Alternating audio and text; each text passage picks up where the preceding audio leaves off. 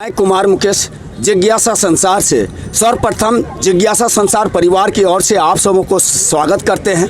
आज ऐसे प्रत्याशी के बारे में जानेंगे जिनके पिता भी कद्दावर नेता रहे, साफ सुथरी राजनीति को करते रहे, जिसके वजह से इनके पिताजी आज नहीं भी हैं, फिर भी इनके पिता को आदर से नाम को जानते रहे हैं। और इनसे हम जानेंगे कि आप शूटर क्षेत्र में थे, बहुत बड़ा नाम था उसमें नेशनल से इंटरनेशनल शूटर बने, गोल्ड मेडल लेकर आप जमुई का नाम तो रोशन किए ही किए, पूरे हिंदुस्तान का कद बढ़ाने का काम किया, फिर भी राजनीति को आपने चुना है।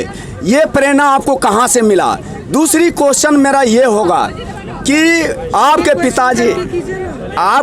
पिताजी बांका और माँ भी बांका से राजनीति को करते रहे और आप जमुई विधानसभा को चुने। यहाँ की जनता और यहाँ के कार्यकर्ता किस रूप में आप महसूस करते हैं, इसको बताएं। पहला सवाल क्या था आपका? पहला सवाल था ये प्रेरणा राजनीति में आए, ये प्रेरणा कहाँ से मिली? इसकी प्रेरणा हमें हमारे पिताजी से मिलती है, जो बिहार को एक विकसित राज्य बनाना चाहते थे।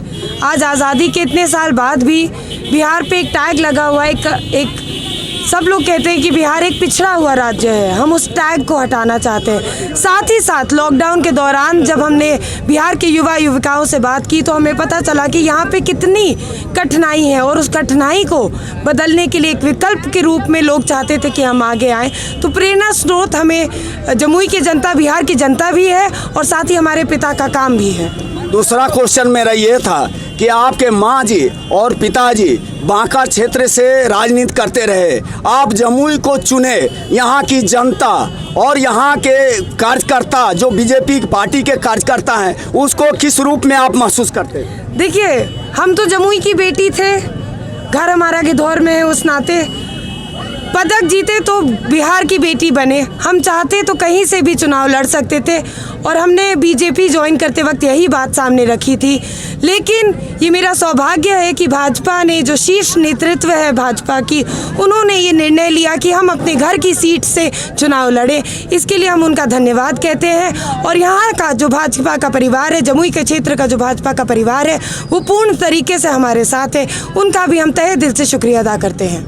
यहाँ पे जनता से मिलने के बाद, नदी पार के जनता से मिलने के बाद हमें ये मालूम पड़ा कि इधर नदी के पार के लोगों को दो मुद्दा बहुत जटिल है, जिसमें एक मूर्ख मार्ग या मुख्य शहर से जो जोड़ता है पुलिया, वो तो बना, हम लोगों को मिला, हम जनता को, लेकिन वो चंद समय में जर्जर हो गया। अगर आप चुनाव जीत जाते हैं तो ये पुलिया और एक और मुद्दा है स्वास्थ्य। नदी के पार में कोई ऐसा स्वास्थ्य केंद्र नहीं है जो कि गरीब आदमी अपने परिवार को अगर तबीयत बिगड़ता है तो ऐसा केंद्र पर ले जाके अपने लोगों को जान बचा सके। जी, सवाल क्या है आपका? सवाल ये था कि पुलिया भी मिला नदी पार वाले लोगों को, वो चंद समय में जर्जर हो गया और स्वास्थ्य सेवाएं नहीं। अगर ये जो भी इंफ्रास्ट्रक्चर काम होता है और वो जर्जर हो जाता है तो इसमें भ्रष्टाचार हुआ है। इसका मतलब कि अच्छे